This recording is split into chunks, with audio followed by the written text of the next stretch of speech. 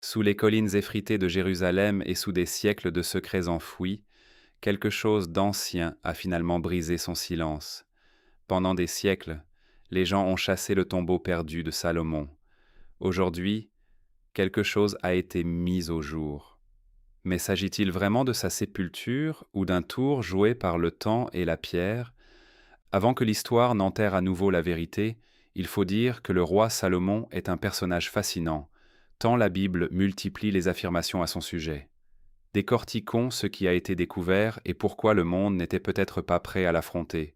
La légende du tombeau perdu de Salomon. On disait que ce n'était qu'un mythe, jusqu'à ce qu'un tunnel oublié change tout. Durant des siècles, des gens ont fouillé sous les collines de Jérusalem, courant après des rumeurs d'un roi enterré avec des richesses dépassant toute imagination. Un roi dont le nom résonne encore à travers le temps. Salomon. Cet homme était connu non seulement pour sa sagesse, mais aussi pour avoir bâti un royaume si opulent et si puissant qu'il avait laissé le monde antique bouche bée. Salomon est arrivé au pouvoir à l'adolescence, marchant dans les traces de son père, le roi David. Mais il ne s'est pas contenté de maintenir le royaume en vie, il l'a entièrement transformé. Le commerce a explosé, l'or a afflué, et au cœur de tout cela, il a édifié le premier temple, un chef-d'œuvre de 7 années, resplendissant de cèdre du Liban, des panneaux d'or qui captaient la lumière du soleil, et une pierre si parfaitement taillée qu'elle n'avait presque pas besoin de mortier. Les récits de ces jugements sages sont tout aussi spectaculaires, comme celui où 2 femmes réclamaient le même enfant. Salomon proposa de couper le bébé en deux, non par cruauté, mais pour voir laquelle y renoncerait, et l'une d'elles le fit. C'est ainsi qu'il reconnut la véritable mère, sa vraie mère. Ce seul instant fit de lui un symbole de justice et d'intelligence à travers le monde antique. Même la reine de Saba vint le voir, amenant des caravanes chargées d'épices, d'or et d'énigmes. Elle repartit stupéfaite. Non seulement Salomon avait répondu à toutes ces questions, mais il avait surpassé chaque rumeur qu'elle avait entendue à son sujet. Comment peut-on voir à travers le sable? Vous voulez dire au-dessus du sable? Non, à travers le sable, votre majesté. Son empire s'étendait bien au-delà de Jérusalem. Des navires voguaient vers Ouar et Tarsis. Ces terres mystérieuses que certains situent en Afrique ou en Inde rapportaient de l'ivoire, des singes et des richesses. Dans la vallée de Timna, au sud d'Israël, les mines de cuivre qu'il possédait produisaient une fortune que les archéologues continuent de déterrer de nos jours. Mais un mystère a toujours persisté. Où se trouve le tombeau de Salomon? Il n'existe aucune stèle ni aucune chambre, et rien ne permet de prouver l'endroit où il a été inhumé. Certains affirmaient qu'il devait se trouver sous l'esplanade du temple. D'autres supposaient des grottes secrètes ou des chambres dissimulées, scellées depuis des millénaires. Avec le temps, la quête s'est essoufflée face à trop d'impasses. Il y a trop de légendes pour que la plupart des experts n'aient pas abandonné. Non, ce n'est que l'amuse-bouche de la 4e saison.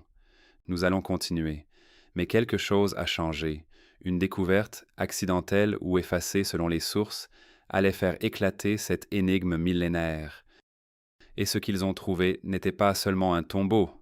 C'était un message enseveli dans le silence pendant 3000 ans, qui se fraye désormais un chemin vers la lumière. Ce qui se trouvait à l'intérieur n'est qu'un début, la quête acharnée du tombeau. On nous a conduits dans des tunnels excavés et on nous a montré l'une des grandes merveilles archéologiques du monde. Une simple fissure dans le sol, à peine visible après une tempête, a tout fait basculer. Pendant des siècles, retrouver le tombeau du roi Salomon ressemblait à courir après des ombres. Des chevaliers médiévaux fouillant sous l'esplanade du temple aux explorateurs du XIXe siècle, sillonnant les collines de Judée, chaque recherche se terminait de la même façon, bredouille. Certains repartaient convaincus que le tombeau n'avait jamais existé, tandis que d'autres incriminaient la malchance, ou pire encore, de mauvaises cartes. Quand le XXIe siècle est arrivé, la plupart des experts avaient cessé de chercher. Mais récemment, quelque chose a changé. La docteure Emily Carter, une archéologue plus connue pour ses vieux parchemins que pour les flashs des caméras, fouillait les archives de Jérusalem quand elle remarqua quelque chose d'inhabituel. Des registres fiscaux datant de l'époque de Salomon. Enfoui dans un vieux texte en hébreu se trouvait un indice. Des paiements adressés à un endroit tenu hors des registres officiels, un lieu proche de la cité de David, un site si bien dissimulé que même l'histoire l'avait oublié. La cité de David est l'endroit où, si vous prenez une pelle et que vous creusez, tout ce que vous remontez du sol va correspondre aux pages de la Bible. Équipé d'une technologie radar capable de traverser la roche solide, son équipe a commencé à scanner une pente accidentée à Silouane. Le sol résistait avec ses rochers de calcaire tranchants, sa terre instable, et des retards incessants causés par des tensions politiques croissantes, engendrant des incidents terrifiants comme celui survenu plus tôt ce mois-là. Mais ils avancèrent, jour après jour, jusqu'à ce que la nature s'en mêle. Une averse soudaine déstabilisa le flanc de la colline, révélant une légère dépression dans le sol. En observant cette ouverture, quelque chose semblait bizarre. Elle n'avait pas sa place là. Sous cet endroit précis, le radar s'anima comme un battement de cœur, détectant des tunnels non pas naturels, mais creusés par l'homme, et profonds. Le tunnel est taillé dans la roche à environ 13 mètres de profondeur. L'équipe fut stupéfaite, et l'enthousiasme frappa comme la foudre. Les membres de l'équipe se précipitèrent pour sécuriser le site. Chaque coup de pioche représentait un risque. Ils découvrirent également que le tunnel avait été construit avec de fausses entrées et qu'un seul faux pas pouvait faire s'effondrer des siècles de secrets avec la roche. La docteur Carter passa de longues nuits à déchiffrer des fragments d'écriture ancienne, reconstituant une piste laissée intentionnellement pour semer la confusion parmi les voleurs ou les pilleurs de tombes, des symboles pointant vers une entrée dissimulée. Rien d'ostentatoire, juste une intelligence tranquille, enfouie là sous les yeux de tous. La majeure partie de cette structure demeure encore cachée et attend d'être fouillée. Ce que nous avons entre les mains représente moins du quart de l'ensemble. Bien moins, en réalité. Mais ce n'était pas là le véritable tournant. Ce tournant survint quand l'équipe tomba sur une histoire, un récit à demi oublié, transmis de berger en berger, parlant d'un flanc de colline qui brillait sous la lumière de la lune, un mur qui scintillait comme un ciel étoilé. La docteur Carter se tenait au bord de cette même colline. Le sol était humide, leurs bottes s'enfonçant à chaque pas, mais quelque chose dans ce silence, dans la façon dont les pierres restaient immobiles, comme si elles gardaient des secrets, tout cela semblait réel. Ils étaient proches, ils le sentaient, et juste au-delà de ce tunnel scellé, derrière une porte intacte depuis des millénaires, quelque chose attendait d'être découvert. Ce qu'ils trouvèrent ensuite ne réécrivit pas seulement l'histoire, cela les cloua sur place, brisant le sceau ancestral. Cette semaine, des archéologues dévoilent la tombe longtemps perdue d'un roi antique. Et si la seule chose séparant le monde moderne d'un secret vieux de 3000 ans était une dalle de pierre qui n'était pas censée être ouverte, le sceau ne céda pas dans le silence. Il gronda comme si quelque chose d'ancien avait enfin expiré après des millénaires. Après des semaines à creuser à travers le calcaire tranchant, la poussière et le doute, l'équipe de la docteure Emily Carter avait suivi une piste de papier allant de vieux registres fiscaux effrités jusqu'à un flanc de colline oublié à Silwyn. Et maintenant, il se trouvait face à une dalle de pierre enfouie si profondément dans le temps qu'on aurait dit que la terre elle-même avait cherché à la dissimuler. Mais il ne s'agissait pas d'un simple rocher dans la terre, c'était une barrière, un avertissement et une énigme réunis en un seul bloc. Le franchir n'était pas aussi simple qu'une poussée ou une traction. Cet élément faisait partie d'un dispositif plus vaste, conçu pour protéger ce qui se trouvait derrière. Dissimulés dans les étroites parois du tunnel se trouvaient de faux chemins et des impasses, certains enginérés pour faire s'effondrer tout le système si on les perturbait. C'était une maçonnerie ancienne, mais d'un génie défensif absolu. Un piège tendu par des gens qui anticipaient les pilleurs de tombes et les avaient tous déjoués. Tandis que le sol craquait et bougeait sous leurs bottes, la docteur Carter étudia des inscriptions en hébreu ancien près de l'entrée. Une séquence, 7 lignes, 7 symboles, et un motif sculpté lié aux 7 années de construction du premier temple. De la reconstruction du temple et de Jérusalem jusqu'à la venue d'un roi messianique, ce n'était pas de la décoration, c'était un indice. Son équipe se mit au travail avec des outils laser et des scanners tridimensionnels, cartographiant chaque rainure et chaque chambre comme si elle désamorçait une bombe. La tension flottait dans l'air comme un épais brouillard. Un seul faux pas pouvait ensevelir toute l'équipe, littéralement. Pendant 3 jours consécutifs, ils ajustèrent des leviers, alignèrent des engrenages et retinrent leur souffle chaque fois que la pierre raclait contre la pierre. Plus ils avançaient, plus le tunnel se taisait, comme si la montagne elle-même tendait l'oreille. Et puis cela arriva. Un claquement sourd, un grondement grave, et de la poussière tomba du plafond. La dalle commença à se déplacer, pas vite, pas nettement, mais suffisamment pour laisser apparaître une fente sombre vers quelque chose de mystérieux. Ils reculèrent, les yeux rivés sur ce vide obscur. Aucun son n'en sortit, aucun souffle d'air, seulement un froid et des ténèbres.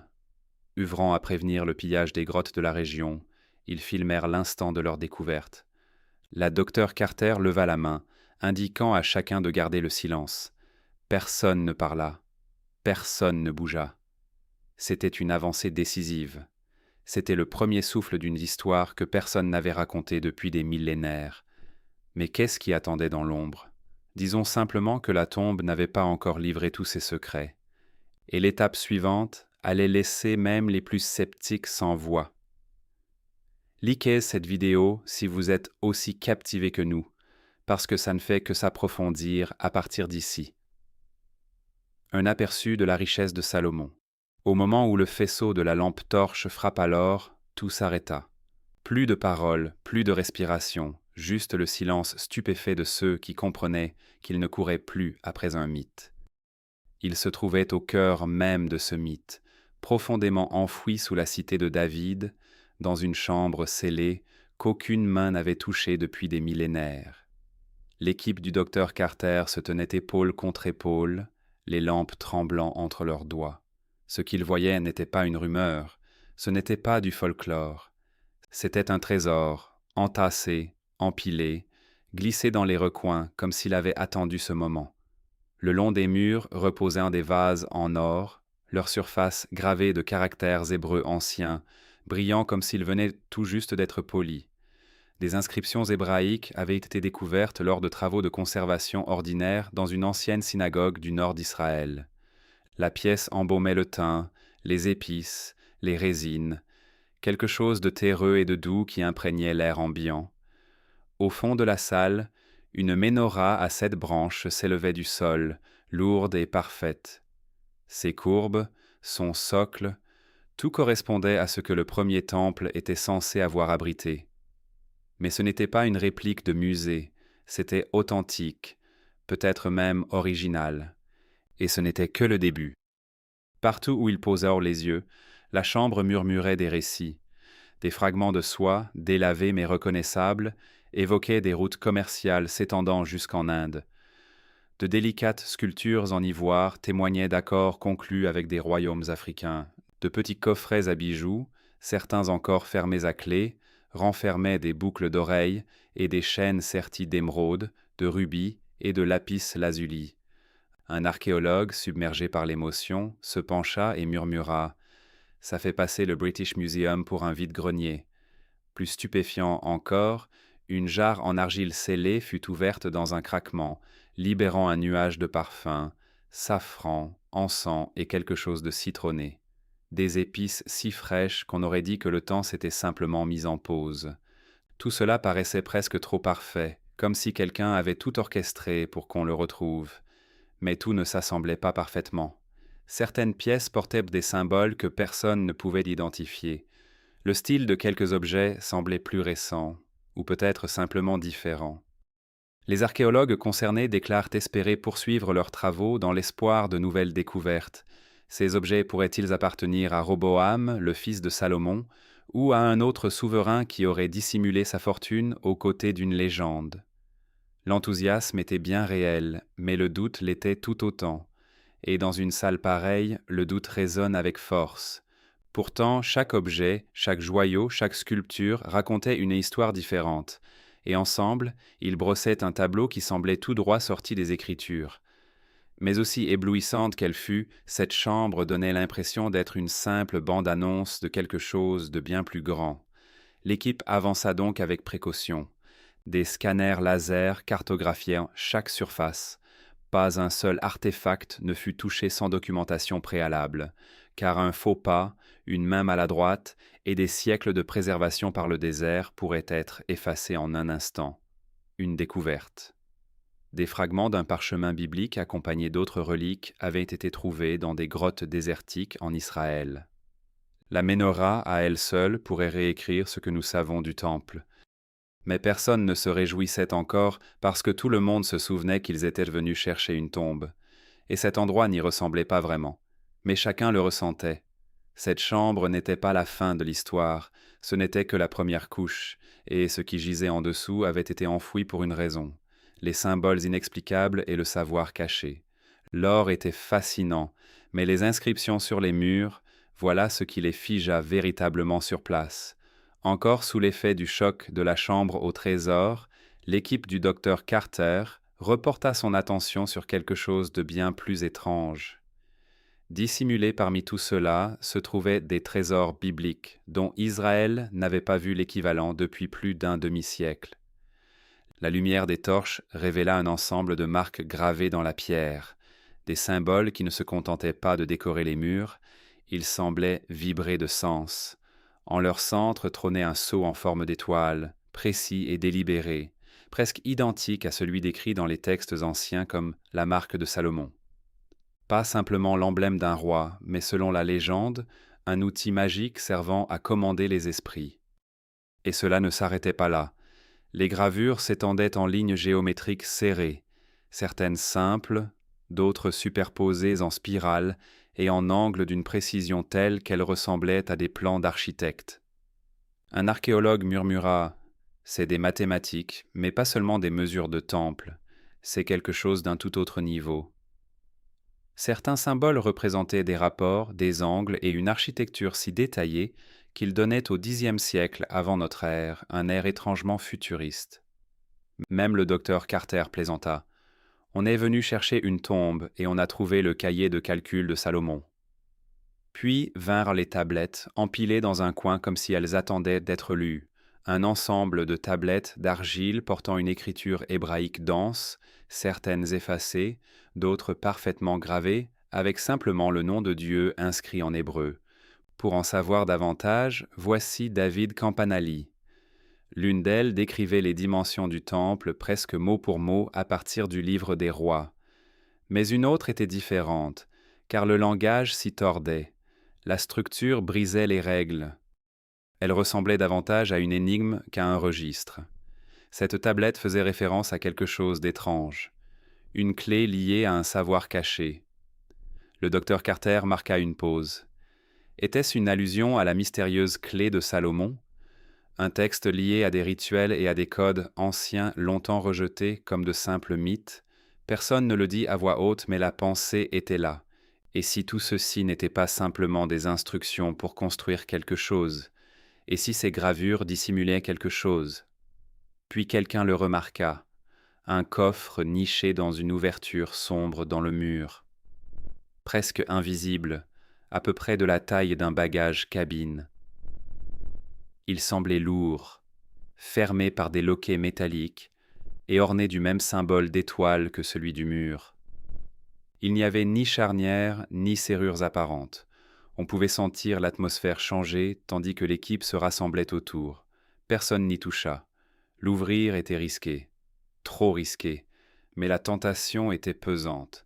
Était-ce là que Salomon conservait ses véritables secrets? Cela pouvait-il pointer vers l'arche d'alliance? Ou allait-il simplement ouvrir la porte à encore plus de questions? Et juste au moment où il pensait que rien ne pouvait être plus étrange, quelqu'un repéra un détail dans les gravures. Un détail qui ne correspondait à rien de ce qu'ils avaient vu jusqu'alors. Un symbole hors de sa place et hors de son époque. C'est là que toute l'histoire prit un tournant brutal. La tempête académique. Nous allons continuer, et très bientôt nous allons découvrir quelque chose de vraiment très important et de très spécial là-bas. Ce ne fut ni le trésor ni la Ménorah qui ébranla le monde. Ce fut une seule phrase gravée dans la pierre, comme si Salomon parlait depuis sa tombe. Seulement parce que le sang de David coule dans tes veines tout autant que dans les miennes. Je t'accorde la vie, mais je te bannis d'Israël pour toujours. L'équipe du docteur Carter venait tout juste de finir de déchiffrer les étranges gravures en forme d'étoiles lorsqu'ils le virent, nichées le long du mur oriental de la tombe, à peine visibles à la lueur des torches. 5 lignes en hébreu ancien, lissées par le temps, mais encore assez nettes pour provoquer un frisson. On y lit « Que la sagesse guide ma main comme les étoiles guident les marins ». Cette ligne frappa fort, non seulement parce qu'elle faisait écho au ton poétique des proverbes, mais parce qu'elle sonnait personnelle, comme si quelqu'un, peut-être Salomon lui-même, laissait derrière lui une instruction destinée à traverser des siècles de silence. La tente au camp de base s'emplit de bruit, les ordinateurs bipaient, les téléphones sonnaient et les photos de l'inscription filaient aux 4 coins du monde. Le temps que le soleil se lève sur Jérusalem, le monde académique était déjà en feu. Certains experts saluèrent la découverte comme la preuve irréfutable. Le style d'écriture, la langue, l'emplacement, tout correspondait au règne de Salomon, jusqu'à la datation allant de 970 à 931 avant notre ère, inscrite sur les parois de la chambre. Voilà, c'est l'une des parties de la double porte du mont du Temple. Elle conduisait également vers les souterrains du mont du Temple. Ils signalèrent des découvertes antérieures, la menorah, les marchandises comme chambres commerciales, les notes architecturales, et affirmèrent que c'était bien lui, le chaînon manquant, l'homme derrière le mythe. Mais tout le monde n'était pas convaincu. Les critiques s'engouffrèrent rapidement, démontant les preuves une par une. Ils mirent en doute l'authenticité des gravures. Certains allèrent jusqu'à dire que la formulation semblait trop soignée, trop parfaite. D'autres remarquèrent de fins symboles près de la prière qui paraissaient perçants, laissant suggérer que quelqu'un, des siècles plus tard, aurait pu graver le tout pour imiter la voix de Salomon. Dans les salles de conférences et sur les forums en ligne, c'était le chaos. Des professeurs se coupèrent la parole lors de diffusions en direct. Des rédacteurs de revues retardaient leurs publications pour peser de nouvelles théories, et les manchettes hurlaient tout de Salomon retrouvé à sainte imposture. Et au beau milieu de tout cela, le docteur Carter se tenait avec calme au milieu du chaos. Personne n'avait cherché à découvrir un roi, pourtant les indices s'accumulaient les uns après les autres. Si ça ne mérite pas d'être étudié, qu'est-ce qui le mérite ? Chaque ligne de cette inscription pesait désormais plus lourd, bien au-delà de simples mots. Elle évoquait un roi aux prises avec le pouvoir, scrutant les étoiles en quête de guidance, et peut-être, tout juste peut-être, laissant derrière lui le seul témoignage à la première personne de son règne. Et mes oreilles captent presque les murmures des prêtres et des vieux hommes. Je vous montrerai que je suis roi en Israël. Mais un problème persistait. Si la gravure était authentique, alors qu'est-ce qui se trouvait enfermé dans cette dernière chambre scellée, juste devant eux? Parce que le nom de Salomon avait peut-être suscité le débat, mais ce que l'équipe allait découvrir ensuite réduirait tout le monde au silence. Une révélation qui ébranle les certitudes. Un nom taillé dans la pierre déclencha une tempête qui dépassa largement le monde de l'archéologie. Quelques jours seulement après avoir déchiffré cette prière troublante, peut-être rédigée par Salomon lui-même, l'équipe du docteur Carter tomba sur quelque chose d'encore plus explosif. Près du fond de la chambre, sous une fine couche de poussière, se trouvait un nouvel ensemble d'inscriptions, en hébreu ancien, ciselées avec soin, décrivant une visite royale en 950 avant notre ère, celle de la reine de Saba. « Votre Majesté royale, permettez-moi de vous présenter ma souveraine, Sa Majesté royale, la reine de Saba. » Au moment où ils traduisirent son nom, le temps sembla s'arrêter, car il ne s'agissait pas d'une simple référence biblique de plus. C'était précisément le récit rapporté dans le premier livre des rois et dans le Coran. Salomon et Saba, deux figures séparées par l'histoire mais vénérées dans le judaïsme, le christianisme et l'islam, se retrouvaient désormais peut-être réunis dans la pierre. Des rabbins se penchèrent sur des rouleaux de Torah. Des imams comparaient des passages du 27e chapitre de la sourate et des prêtres chuchotaient au-dessus de bibles usées. La gravure ne se contentait pas de correspondre aux Écritures. Elle semblait les faire revivre comme un pont de pierre enjambant les millénaires, Mais pour chaque croyant en liesse, un chercheur fronçait les sourcils. Certains trouvaient le moment trop parfait. D'autres signalèrent des anomalies stylistiques dans les symboles gravés, qui ne correspondaient pas tout à fait au Xe siècle avant notre ère. Avait-on pu les ajouter plus tard? Hommage rendu par un scribe dévoué, ou pire encore, une falsification destinée à attiser les braises religieuses? La tension s'embrasa rapidement. Les débats en ligne se transformèrent en joutes verbales. Certains érudits islamiques soutenaient que la richesse du tombeau contredisait la représentation coranique de Salomon. Sage, certes, mais jamais fastueux. Si vous allez visiter les lieux par vous-même, vous constaterez que ces chambres qu'il a découvertes étaient gravement endommagées. Pendant ce temps, des responsables politiques à Jérusalem se disputaient les droits sur le site. Les frontières religieuses, déjà tendues, se mirent à vibrer d'une chaleur nouvelle. Mais sous ce tumulte, quelque chose de plus profond s'agitait, car les gravures laissaient entendre bien plus qu'une simple visite royale. Elles suggéraient une alliance, des échanges commerciaux, une diplomatie et un partage de savoir entre deux grandes puissances antiques. Et si c'était vraiment arrivé, cela pourrait signifier que les récits sacrés ne sont pas uniquement spirituels, ils seraient aussi historiques. La question demeurait néanmoins, ces inscriptions disaient-elles la vérité ou nous disaient-elles simplement ce que nous voulions entendre?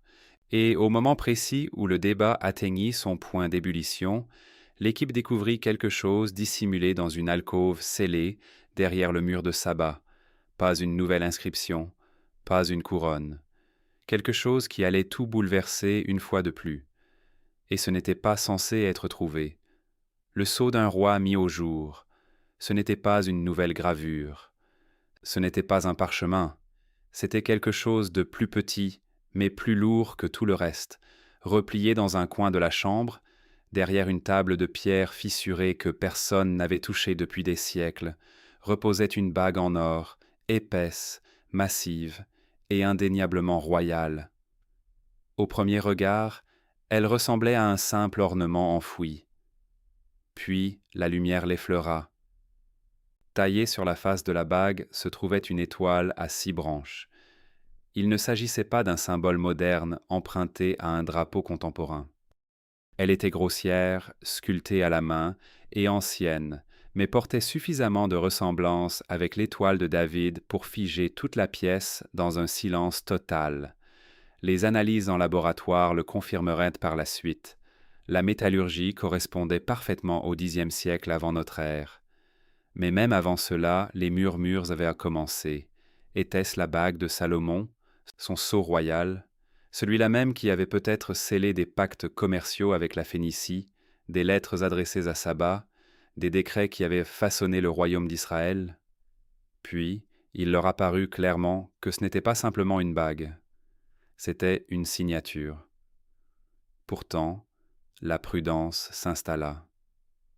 Certains experts avertirent que des anneaux similaires avaient été retrouvés datant du 8e siècle avant notre ère, souvent associés au roi Ézéchias et à l'étoile de David. Ce symbole ne s'était répandu que bien plus tard dans la tradition juive. Alors, s'agissait-il d'une coïncidence, d'un bijou de famille, ou Salomon avait-il adopté ce symbole bien avant que l'histoire n'en garde la trace? Imaginez l'équipe penchée sur ses microscopes, scrutant les contours du sceau avec une précision laser. Chaque sillon, chaque égratignure faisait l'objet de débats comme s'il contenait la réponse à tout. Ces structures anciennes se dressent comme des repères fantomatiques venus du passé, leur véritable histoire. La manipulation n'était pas non plus une chose anodine. Des micro-outils, des boîtiers à atmosphère contrôlée, des jours entiers de nettoyage, sans jamais toucher directement l'objet. Un seul souffle de travers et il pouvait s'effriter. Mais le risque en valait la peine, car si cet anneau appartenait véritablement à Salomon, il pourrait constituer le premier lien direct entre sa main et le monde qu'il gouvernait. Et juste au moment où l'équipe commençait à croire qu'elle tenait la pièce maîtresse du site, elle entendit quelque chose. Un écho sourd, comme une pierre qui glisse ou quelque chose qui remue. Car juste derrière l'emplacement du sceau se trouvait un autre mur. Et derrière celui-là, eh bien, personne n'était prêt pour ce qu'ils allèrent découvrir. les échos de la musique de Salomon. Juste derrière le mur qui abritait le sceau d'or, ils trouvèrent une chanson. L'archéologie démêle l'énigme du comment et du pourquoi ces merveilles furent édifiées. À première vue, cela ressemblait à d'autres inscriptions gravées dans la pierre. Mais à mesure que la poussière se dissipait et que leurs lampes torches balayèrent la surface, un motif se détachait clairement, des marques répétées, un espacement rythmique, et de petits symboles qui évoquaient moins des mots que des sons. La docteur Carter se pencha, plissant les yeux. Elle chuchota à son équipe que ce n'étaient pas des prières, mais des notes. L'équipe se figea. Sur cette paroi froide de calcaire, enfouie depuis 3000 ans, se trouvait ce qui ressemblait à une partition musicale. Et pas n'importe laquelle. C'était une musique complexe, en couches, gravée avec des symboles liés à des instruments anciens comme des harpes, des lyres, et peut-être même des flûtes. Une marque ressemblait clairement à la harpe à 10 cordes associée au roi David. Et selon le premier livre des Chroniques, chapitre 25, Salomon avait hérité non seulement d'un trône, mais d'une véritable symphonie. À l'extérieur de la chambre, des historiens de la musique débattaient déjà de ce qu'ils observaient. Certains affirmaient que le style correspondait aux premières traditions hébraïques. D'autres estimaient qu'il ressemblait étrangement au style babylonien. Les Babyloniens décidèrent de conquérir Jérusalem. Oui, ils s'étaient révoltés contre Nabuchodonosor. Mauvaise idée, trop élaborée et trop nette pour appartenir à l'époque de Salomon. Sur le site, l'un des stagiaires reproduisit les marques sur une harpe de réplique. C'était maladroit et hésitant, mais quelque chose dans ce motif donna des frissons à tout le monde. Ce n'étaient pas de simples notes, c'étaient des instructions pour le culte. Pourtant, l'enthousiasme s'accompagnait de doutes. Ces gravures étaient-elles authentiques, dont de nombreuses parties ont été mises au jour hors des murs de la ville? Pouvait-elle provenir d'un souverain tardif cherchant à honorer ou imiter la cour de Salomon? Certaines marques portaient une légère touche perse, d'autres étaient impossibles à dater avec clarté, mais quelle qu'en soit l'origine, l'effet était le même. L'espace d'un instant, le tombeau ne ressemblait plus à une sépulture, il semblait vivant. Les inscriptions furent numérisées au laser et consignées avec un soin minutieux. Un contact de trop, un souffle trop proche, et des siècles de musique pouvaient disparaître. Mais même ce risque ne put empêcher l'équipe de poursuivre le son. Et tandis que la dernière note s'éteignait, la chambre réservait encore une surprise. Glissée juste sous la partition, gravée, scellée dans la paroi. Ce n'était ni de la musique, ni une carte. Et cela pointait vers quelque chose d'encore plus profond, peut-être la vérité, le tombeau lui-même. Si seulement ces pierres pouvaient lui parler, quel chœur triomphal elles formeraient, annonçant la venue du roi. Est-ce vraiment là que Salomon fut enterré? Après tous ces anneaux d'or, ces mélodies anciennes et ces inscriptions du temple, voici ce que personne n'avait anticipé. Son corps n'a toujours pas été retrouvé, pas même une trace, malgré l'agitation sur les réseaux sociaux et ces gros titres sensationnels affirmant que le tombeau de Salomon avait été découvert. La réalité est bien plus floue. Oui, la chambre était bien réelle. Les artefacts, indéniables. Et les archéologues affirment qu'ils n'ont pas encore mis au jour la moitié de ce qui pourrait être enfoui ici. Tout pointait vers le Xe siècle avant notre ère. L'époque de Salomon. Mais ce n'était pas un lieu de sépulture, du moins pas encore. Dans cette tente dressée aux portes de la cité de David, le docteur Carter et son équipe étaient entourés de cartes, de tablettes et de tous les équipements de scan qu'on puisse imaginer en archéologie. Ce qu'ils avaient mis au jour ressemblait peut-être à des archives royales, voire à un sanctuaire privé. Mais aucun sarcophage, aucun squelette, aucun masque mortuaire royal, seulement les traces d'un roi et une piste qui leur glisse sans cesse entre les doigts. Pourtant, les indices étaient difficiles à ignorer. Les menorahs, les gravures de harpe, les inscriptions liées à la reine de Saba, et le sceau d'or criait tout le nom de Salomon. Mais sans corps, c'est comme trouver la couronne sans le roi. Cela n'a pas empêché les spéculations pour autant. Certains experts affirmaient que le tombeau se trouvait juste en dessous, plus profond. D'autres mettaient en garde contre l'idée que toute cette histoire pourrait n'être qu'un chef-d'œuvre symbolique, la vie de Salomon célébrée, mais sans trace physique préservée. Et en fouillant cette terre, nous nous rapprochons de Dieu et les uns des autres, je crois, d'une manière profondément importante. Les analyses par intelligence artificielle du site, encore très restreintes en raison de la sensibilité religieuse de Jérusalem, ont révélé quelque chose de plus inattendu. Des espaces creux, des lignes géométriques sous la roche-mère, et peut-être d'autres chambres, ou peut-être rien du tout. Mais ils ne pouvaient pas creuser. Pas encore. La zone proche du mont du Temple est l'un des endroits les plus disputés de toute la planète. Y toucher exige bien plus qu'une simple autorisation. Cela demande de la diplomatie. Alors l'équipe attend. Et à ce jour, le lieu de repos final de Salomon reste dissimulé. Mais le sol ne s'est pas tu. Pas encore. Alors, qu'en pensez-vous?